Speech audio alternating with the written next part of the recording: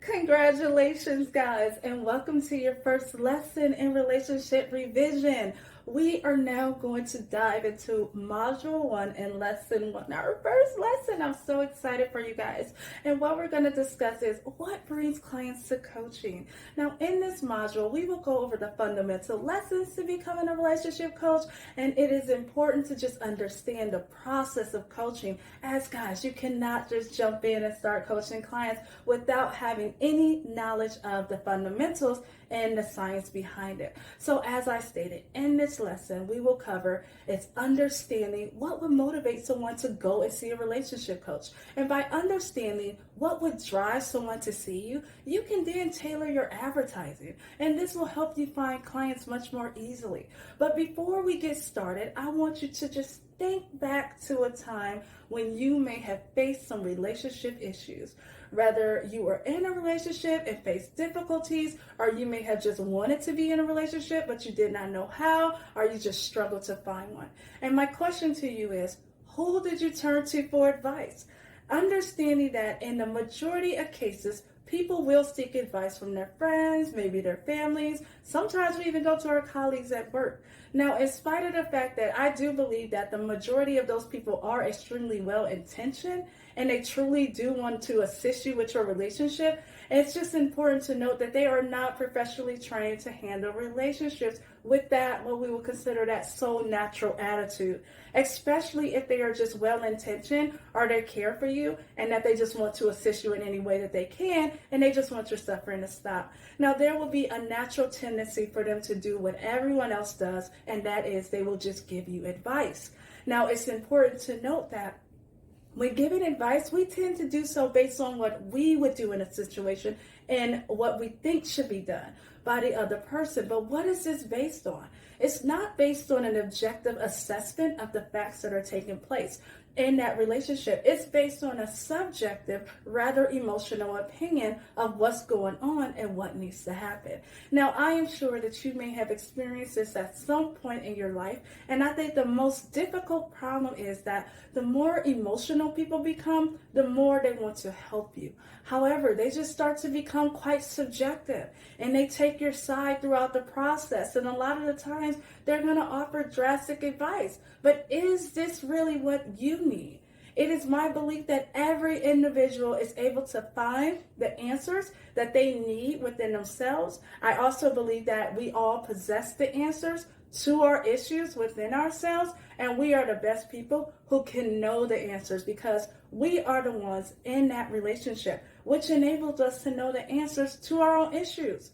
We are the only ones who actually have all the facts. So whenever we talk to friends and family and other third parties about what is happening in our lives, we're only giving them filtered accounts of what is actually happening.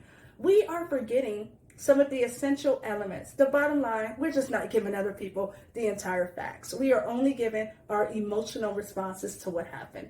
And that is what naturally leads them to give us advice, and that's not objective and will just always be biased when it comes to what happened.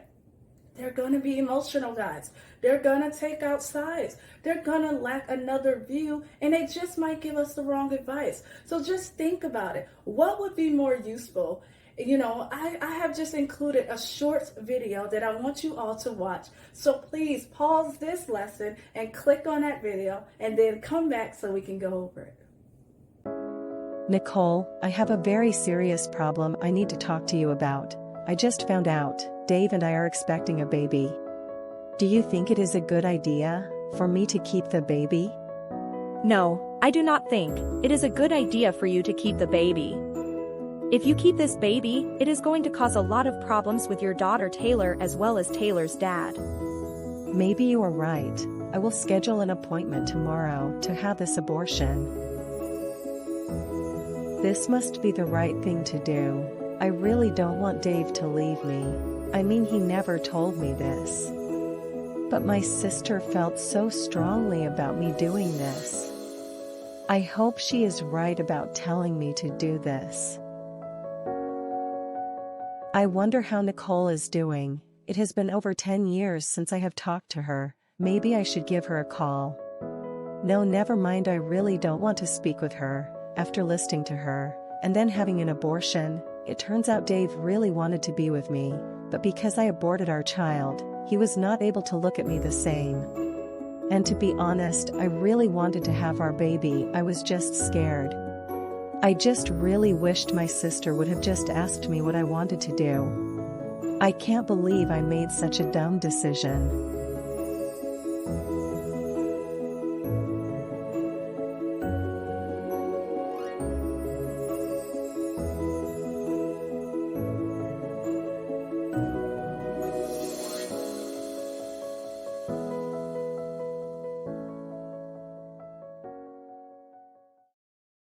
Now that you have watched the video, I would like you to just think back to a time where you were given the wrong advice. And I'm wondering, what do you think would have been more useful when you turned to someone for help?